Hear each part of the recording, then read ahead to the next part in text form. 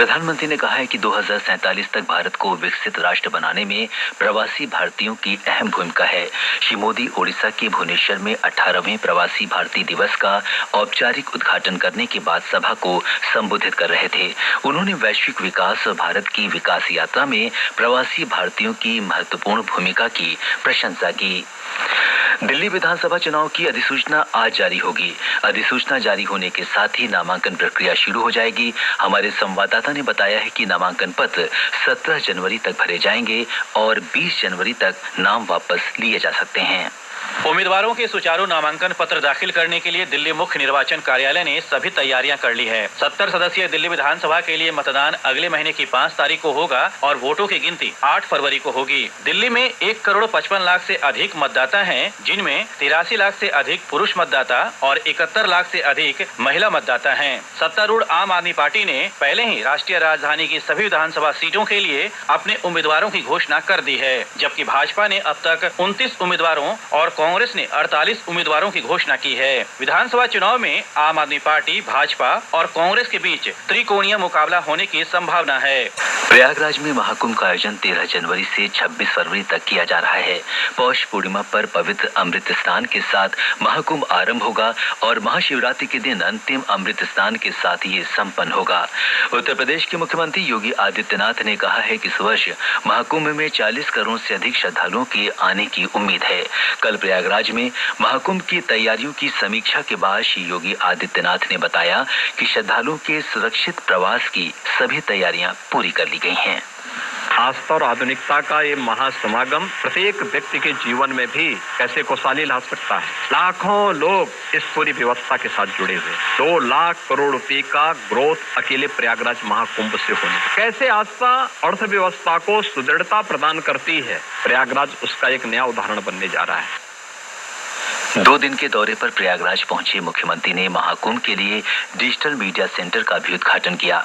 हमारे संवाददाता ने बताया है कि प्रयागराज में श्रद्धालुओं की सुरक्षा के लिए व्यापक प्रबंध किए गए हैं। महाकुंभ 2025 विश्व का सबसे बड़ा सांस्कृतिक और आध्यात्मिक समागम होगा। आयोजन को सुरक्षित करने के लिए महाकुंभ मेला क्षेत्र, प्रयागराज और आसपास के जिलों में सुरक्षा व्यवस्था कड़ी कर दी गई है। खुफिया दस्तों को संदिग्ध गतिविधियों पर नजर रखने और सतर्कता बनाए रखने के लिए तैनात किया गया है। विशाल महाकुंभ क्षेत्र की निगरानी आर्टिफिशियल इंटेलिजेंस AI संचालित कैमरे, ड्रोन कर रहे हैं। बाहरी घेरे से लेकर आंतरिक गर्भगृह तक एक 7 स्तरीय सुरक्षा प्रणाली लागू किया जा रहा है। 56 पुलिस स्टेशन, 13 अस्थायी स्टेशन और 23 चेक पॉइंट के साथ प्रयागराज पुलिस तीर्थयात्रियों की भारी भीड़ को संभालेगी। 10,000 से अधिक पुलिस कर्मियों के साथ PAC, NDRF और केंद्रीय सशस्त्र पुलिस बल पूरे कार्यक्रम की सुरक्षा सुनिश्चित करेंगे। नदियों के किनारे श्रद्धालुओं की सुरक्षा सुनिश्चित करने के लिए उत्तर प्रदेश सरकार ने अत्याधुनिक तकनीक से लैस जल पुलिस कर्मियों की एक बड़ी टुकड़ी भी तैनात की है।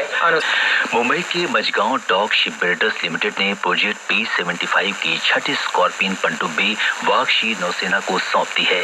एक आधिकारिक बयान के अनुसार स्कॉर्पियन में इस्तेमाल की गई उन्नत तकनीक बेहतरीन स्टील फीचर्स और निर्देशित हथियारों का उपयोग करके लक्ष्य भेदने की क्षमता रखती है। एक रिपोर्ट।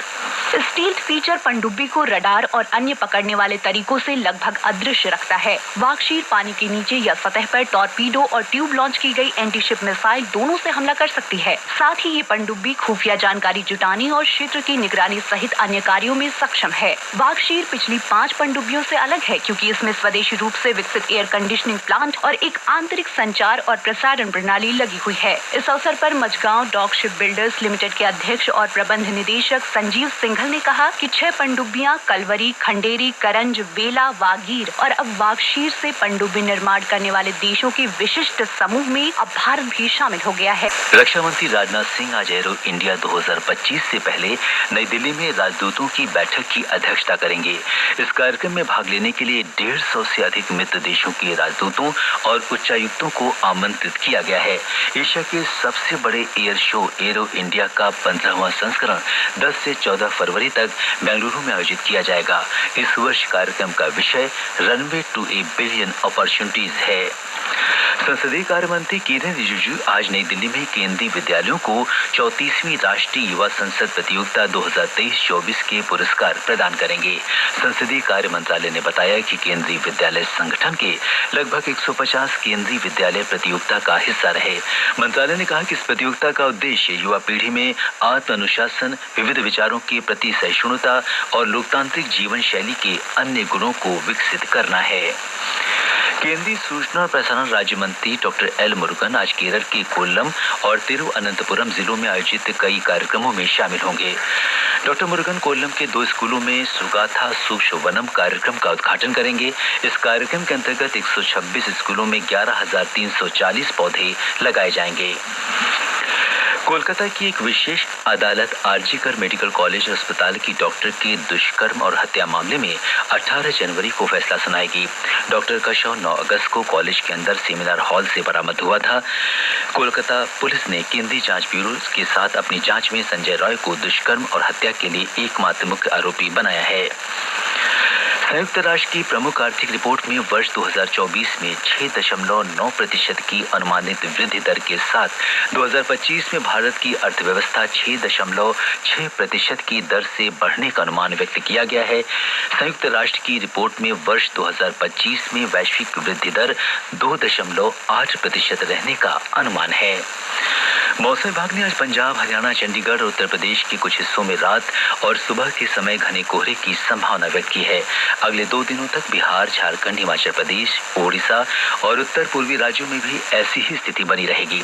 जम्मू कश्मीर, लद्दाख, गिलगित, मुजफ्फराबाद और हिमाचल प्रदेश में शीतलहर चलने की संभावना है। इस बीच दिल्ली और इसके आसपास के इलाकों में आज सुबह सुबह घना कोहरा छाया रहा।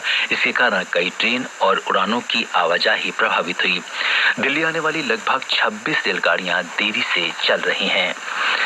भारत और आयरलैंड के बीच एक दिवसीय महिला क्रिकेट में 3 मैचों की श्रृंखला का पहला मैच आज गुजरात के राजकोट में खेला जाएगा। मैच सुबह 11 बजे से शुरू होगा। कप्तान हरमनप्रीत कौर और रेणुका सिंह ठाकुर को आराम दिया गया है। स्मृति मंधाना को भारतीय टीम का कप्तान और दीप्ति शर्मा को उप कप्तान बनाया गया है। हॉकी इंडिया लीग में कल शाम राउरकेला में वेदांत कलिंगा लॉन्सर्स ने गोनासिका को 2-1 से हरा दिया। इस जीत के साथ कलिंगा लॉन्सर्स 7 अंक लेकर अंक तालिका में तीसरे स्थान पर पहुंच गए हैं, जबकि गोनासिका 4 अंकों के साथ 7वें स्थान पर हैं। भुवनेश्वर में चल रहे प्रवासी भारतीय दिवस सम्मेलन की खबर को लगभग सभी अखबारों ने सचित्र प्रकाशित किया है। अमर उजाला ने प्रधानमंत्री मोदी के हवाले से सुर्खी दी है, युद्ध नहीं बुद्ध में भविष्य। राजधानी दिल्ली में बढ़ते प्रदूषण के बीच फिर से ग्रैब 3 लागू होने की खबर देशबंधु में है। दिल्ली और एनसीआर में BS3 पेट्रोल और BS4 डीजल कार के इस्तेमाल पर प्रतिबंध। बकौल राष्ट्रीय सहारा कल का औसत वायु गुणवत्ता सूचकांक 357 दर्ज किया गया। हरी भूमि लिखता है 26 जनवरी को कर्तव्य पथ पर आयोजित होने वाले गणतंत्र दिवस समारोह देखेंगे गांव के सरपंच और सड़क बनाने वाले मजदूर। रक्षा मंत्रालय ने समारोह में शामिल होने के लिए 10,000 विशेष अतिथियों में इन्हें भी दिया मौका। देश भर के विश्वविद्यालयों में अब उद्योगपति और नौकरशाह भी बन सकेंगे कुलपति। अभी तक शिक्षाविदों को ही नियुक्त किया जाता है कुलपति। प्रयागराज में आस्था और आधुनिकता के महाकुंभ की खबर लगभग सभी अखबारों ने सचित्र प्रकाशित की है। हिंदुस्तान की सुर्खी है, संगम की रेत में मंदिर और महल के नजारे। महाकुंभ की दिव्यता और भव्यता को लेकर लोगों में उत्साह चरम पर। राजस्थान की सुर्खी है, महाकुंभ पर देश और दुनिया के कई संस्थान करेंगे शोध। हार्वर्ड, स्टैनफोर्ड विश्वविद्यालय के अलावा एम्स, IIT, IIM कतार में।